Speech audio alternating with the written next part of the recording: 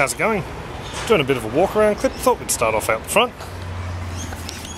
I finished off another straw bale bed and I just popped in a couple of broccoli down in there just to, I ran out of space out the back. This hasn't stopped cooking down yet, it's still rather warm in the centre, so hopefully these guys won't get too burnt. They've been in there for 3 or 4 days and they look alright so far, so that's all good. Over here, doing a bit of a no-dig potato bed. It's basically just straw, manure and a bit of fertiliser. The straw is broken out of the bale obviously. Peter Cundall, a bit of a gardening legend here in Australia, grows with this method. I'll put a link down the bottom here just to one of Peter Cundall's clips where he actually demonstrates how he does it on a much larger scale than this. I've just got this little ring around it just to keep it in one spot to make it easy to mow out here for now. And I've also got some weed mat down the bottom because we've got some invasive weed grasses out here like onion weed. So over here, this is the bale garden we started the other week and I planted out. The tomatoes look to be growing, fairly happy with that, and so do the capsicums, the chilies. They're actually turning a darker shade of green slowly, so there must be something good in there for them to feed on. And we have 3 of the garlic that have shot, so very happy with that. There's 1 there, 2 up the back there. Let's move this aside, there might be some more hiding in here. Yep, we have another one over here, just a little shoot, so very happy with that. We're also getting some pretty magnificent mushrooms come out of here as well. There's some caps that'll probably come up tomorrow and another one there, so thought that was rather interesting. These pigeon peas look like they're also about to start to bloom, so we're going to get a bit of a crop of pigeon pea. You can either eat the peas dried or you can eat them green, so that'll be interesting to see how they go. We have tasted them before, but never in a whole meal. Still haven't managed to transplant this little Bell's chili or Bishop Crown's chili, so it appears to be doing alright, so I might just leave him there and we'll look for somewhere else to put the pawpaw. The garlic down in here is kicking along rather nicely. Never did see that 9th little clove germinate or sprout, and we did only get 4 out of the 6 of the garlic that weren't vernalised there, and they don't look as if they're doing as well as the other garlic. So these Gympie Golds are rather large. There's 2 of them. There's this one here and that one down there. Both of them have been eaten by caterpillars, but that's no big deal. I don't think they could eat much in there. They still sound fairly solid. Just saving seeds from these guys. There's a couple of little cucumbers in there and another one there that's getting rather large. They're ready to pick, so I'll be picking them and we'll be chowing down on them this week. These marigolds are starting to dry out, starting to get some dry flower heads, so I'll be collecting them and dispersing those seeds all through the garden. And these loofahs look like they're pretty much all starting to finish up now and dry out, a couple of the larger ones. And as soon as I can, these 2 beds are actually going to be moved out the front, so hope to get loads of seeds off these guys and from there and the loofahs first, but we'll just see how we go. Over here the okra I think are winding down. I've left a couple on a few of the plants just to save seed from some of the larger ones. There's some rather large ones over there too. So I think I'm saving about 8 all up so we can get some decent amount of seeds from them. The little Ndumple eggplant here, I have probably about 4 that I'm just letting mature as long as I can on the plant. I'll be saving seeds from them because the last lot of seeds are over 2 years old. These okra are pretty much all ready to come out now, I think, as soon as I save the seeds from that 1 pod there. I think there's all there is that I'm saving, and I'm going to start making way for the aquaculture setup. So the little fish farm, just a whole heap of little seedlings, some more 60-day collies, some kohlrabi over there, some yellow dragon fruit. Just down in this barrel here where I had the other okra, it was severely attacked by nematodes in the roots, still hadn't knocked them out of this barrel. So what I've done is planted a whole heap of marigold seeds. You can see coming up there the longer leaves, and in the centre there a whole heap of mustard. I think I've sprinkled them around the outside as well. So the idea is, as the mustards and the marigolds will grow, probably let them grow to about 1 foot tall or 30 centimetres.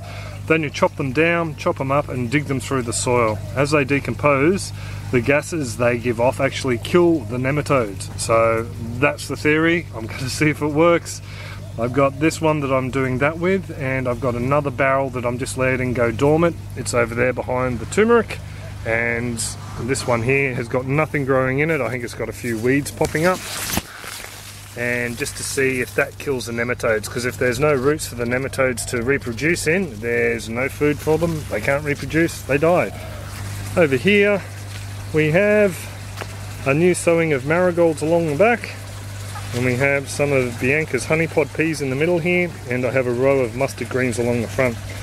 There were some carrots growing along here, just some small little short ones. I never did really much good at all, but when I pulled one of them, I found only one of them had nematode attack, so I figured before this bed gets too bad, I'll sow a whole heap of mustard.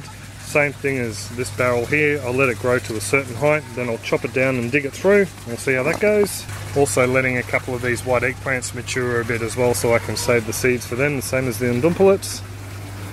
The Roy de Caboy snow peas are doing really well. They've put on a lot of growth. The calendula is starting to flower. Chookies are being chookies. I've got some seed to sow out in there. I decided I was just going to broadcast some, but I've decided to soak it and then we'll throw that in. Hey chookies! Oh, I also have a door for my new insect-proof house. It's even got hinges. Even got zip tie hinges. I've just stuck it there I'm just sort of getting ready to throw the insect covering over. Yeah, I'm taking my time about it. Yacon, I was actually talking to a friend Adi today, and she was just telling me that it could be getting ready time to harvest these guys as the flowers are starting to die off. Apparently in our climate you don't leave them too long because the roots will sense that it hasn't quite chilled enough and start throwing off new shoots. So I might try and bandicoot around down in there, and I'll might do a bit of a film to show you what we find down the bottom of the Yacon. Down here we have the kohlrabi. These guys are all out of the insect house obviously, and we're getting very minimal insect attack. We're finding a few of the little cabbage butterflies, grubs, but not many. That bulb there is pretty much well ready to pick, I would say. I might leave him another day or so. A couple more bulbs coming through as well. I have been spraying these guys with Dipple or Dipel, depending on how you want to pronounce it. That's what that little white colouring is. It's a bacteria, and the caterpillars eat it and it kills them. So I've been spraying these collies as well, and it appears to be working fairly well. They've only been sprayed twice since they've gone in, and we've had a load of rain in between, so I think it's doing its job rather well. Just noticed there's a whole heap of something being eaten down there. There we go. More chook food here. This is another type of caterpillar we get. They're like a cluster caterpillar. Their eggs are laid and they just go crazy on a leaf, and as you can see they skeletonize it. I'll feed this leaf to the chooks. I'm sure the chooks will love it. But other than that, the collies are doing rather well. A few of them are starting to get little heads on them. Mighty pleased with that. Over here we've got our little garlics. I've expanded our garlics. I've planted some more out, as you can see. And that is because the grasshoppers kept eating our carrots. I've got one carrot out of all of the sprouts I got. So I think either the basil there is putting them off, or I'm not too sure actually. But for whatever reason, those ones have survived. Have a quick look in here. Garlic in these strawberries is booming. So the strawberries had taken off. We've actually seen a few flower buds on them, so happy with that. My one surviving red Brussels sprout, I think it's called red rib. It's a purple Brussels sprout. It has been planted in this barrel here. We also have 4 of the other broccolis that I showed you the 2 out the front from. They've just been planted in there. And these broccolis are starting to head up. So we're going to have broccoli very soon. This 7 pod is looking to like it's dying off a bit, getting a little bit too cold. There's no more fruit ripening on it either that I can see. There's one over the other side, a couple of little flowers here, but I think his day might have come. He might get pulled, and as you've noticed, the jalopy has got pulled as well, so he might get pulled yet. Over here, the KY1 tomatoes are pretty much all done. They're a determinate one, so I think their day is over as well.